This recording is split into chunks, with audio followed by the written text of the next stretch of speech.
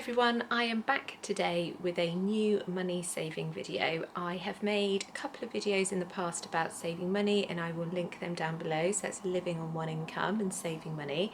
But this time I'm back with some new ideas, so these are things that I'm actually doing right now that are helping us to save money as a family.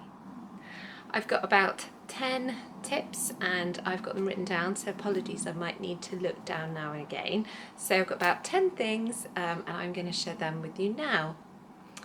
My first tip is that I have swapped my shopping to Aldi. I was shopping in Lidl and I was spending about £80 a week, but I tended to find that I was then also needing to go and do another shop or get other bits from elsewhere, like from Asda or Sainsbury's. So it was adding to my food bill, mainly because there were some things that my family didn't like, and often if I went to another shop, if I went to Asda or something, I'd end up picking up other things. The other thing is that I'm now working. I haven't got the time to go to other stores, so I'm just doing all of my shopping in Aldi, and sometimes I perhaps might spend £90 or £100. I did a haul the other day, but that lasted us for nearly 2 weeks, apart from needing to get milk and some bits of fruit and vegetables. So I'm definitely saving money. I'm probably averaging around £70 a week, but I'm not going anywhere else to buy other bits and pieces, so I'm actually saving money by swapping to Aldi. The second thing is that through our bank account, it's recently changed a little bit, but we pay a fee for our bank account, but with it we get all year round travel insurance for all of our family, and we get RAC cover for our cars, and that's full cover. So if you have a problem and you know, your car doesn't start in the morning, or you break down by the side of the road, you're completely covered. And actually last year we called them out maybe 2 or maybe 3 times when we were having problems with one of our cars. So it just pays for itself. So we pay £15 a month for our bank account, but it more than covers the RAC cover and having the travel insurance. You just don't have to worry about it if you're booking a holiday. It's all in place. So definitely that's something that we're doing. The next thing is that I am sharing a Netflix password. So my sister has got Netflix and she has given me the password. She doesn't watch it that often, and mainly I've got it for movies, for the kids to watch things, and I think you can give she could give the password to 3 or 4 people. So like my mum and dad have got it, but I don't think they watch it. So Netflix, I'm saving money by borrowing a password and watching on her Netflix. Okay, the next thing is that my kids got into wanting to learn how to play an instrument, and they had a little keyboard they got for Christmas, and I said, right, okay, you're going to learn this properly. So I went online, and on YouTube you can do online free music lessons, piano lessons. Fantastic. With, I can't remember his name, it's something like Mr. Hoffman, so it's American. But then I said, right, you stick with it, you do the piano lessons online and learn some techniques and learn how to play. Then I would think about paying for piano lessons. And lo and behold, I think they both did about 10 lessons, and they were learning, and definitely had learned some tunes, and they'd learned about, you know, finger placement and their posture and all of that. And then funnily enough, it fizzled out. So I think online music lessons are fantastic, just to also weed out whether your child really wants to learn an instrument and whether you should then go to the expense of paying for lessons. So this is tip 5, and that is that I have got an NUS card. Now, if you have done an online course, and some of them might be free, some of them you have to pay for, but also I've got one because I am enrolled on an adult education course. You can sometimes be entitled to an NUS card. Now, my card costs £12 a year, but with it you get so many discounts on things like clothing, eating out in restaurants, on days out, on cinema tickets. It's absolutely amazing when I started looking into it. So I think it's worth and railway tickets as well, which makes a big difference. So if you are doing a course, just check whether you're eligible for an NUS card, because you can save an awful lot of money. And you can also have Amazon Prime Student, and it's really cheap. It's something like £30 for that. So look into that, see if you're entitled to it. The next tip, which I think is tip 6,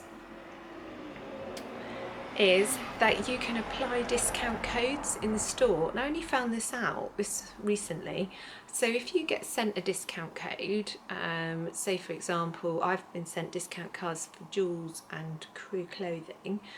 If you go into the store and you're going to buy a full priced item, then you can show your discount code on your phone and they'll apply it in store. And I didn't know that. So I recently bought a couple of things in Crew. They were presents, and I managed to get a really good discount by just showing the discount code. Plus I had my NUS card. I can't remember if I did one or both, whichever one I got more of a discount. So that was a bit of an eye-opener. My next tip is to check your direct debits and negotiate discounts. So we have got, which it does irritate me, but we have got Sky TV because my husband wants to have the rugby and it's only available on Sky TV. And we've got obviously a box that you can record onto. And I rang them up the other day because I just thought that the bill was really expensive, even though we'd really pared it down to as little as we could. I rang them up and there was actually when they answered the phone, they said give you different options. One of the options was, press 3 if you don't want to pay us as much. Couldn't believe it. So I pressed the button and I spoke to them and negotiated a discount. I said I can't afford to pay all of this, and they reduced it. So obviously the alternative is that I go elsewhere. So that was great. That was really, really great. So that is worth doing, is to actually ring up and say, no, I'm paying too much, please can we reduce our monthly fee, and just see where it takes you. My next tip is a kids pass. So this is something that a subscriber has told me about recently, and they've got a special deal on at the moment where you pay £1 for 30 days, so it would take you through the summer holidays, so that you can get money off for things like days out, eating out, and lots of activities. I think it does apply, it might apply to cinema tickets as well, and I look into that one. So it's worth doing, particularly at the moment, because you can get really good deals on money off. I was looking at the activities. You need to make sure that there are things going on in your local area, I think, to make it worth it and make it pay for itself. But if you're planning to do some meals out, then it's brilliant, really good. So look into that one, Kids Pass. And my final tip is that check whether your library has a free app.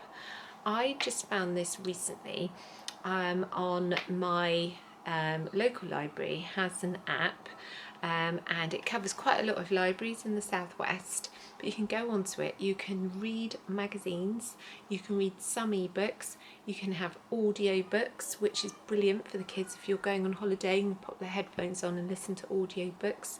But when I saw that it had magazines, I thought brilliant, because I hardly ever buy magazines. If I get a magazine, it's a gift from somebody, but you can go on and read the latest magazine edition. Also, there were tons on there. There must have been 50 different magazines. You could just go on and just browse, and it's brilliant, it's free. So check whether your library has a free app. It's absolutely brilliant, a great way to access books and magazines and audio books, but also you don't run the risk of any fines. So it's really, really good. So check that one out. The next thing that I am doing to save money is that I recently went to have my nails done at a salon, and I had gel nails done, and I thought I can do this. So I went onto Amazon, I bought a gel kit which had really good reviews, and I did try it out that day, of course, and I absolutely love it. So I've done my own gel nails. They've been on for about, I don't know, 4 or 5 days. Absolutely no signs of chipping or anything. Really pleased, and actually it was a really quick process. I mean, I think the secret is actually in preparing the nails. Make sure that your nails are really clean, that you've sorted out your cuticles and so on. So I'm really pleased, and I'm saving a ton of money by buying that kit. And also some of my friends have said, oh, will you do my nails? I'll pay you to do my nails. And I thought, oh, okay, well, I might be able to make a little bit of money there by doing some of my friends' nails. And I have also done my toenails so that the lamp is big enough that you can get your feet in it, which is fantastic. So anyway, I am planning to do a little sort of review and a demonstration, but I was just so excited about getting my nail polish, my gel nails on, that I didn't do a review of it because I just too excited really about doing it. So yes, that's my next tip. Gel nails, love it. So those are all my tips for how I am saving money right now on things that we are either doing or buying.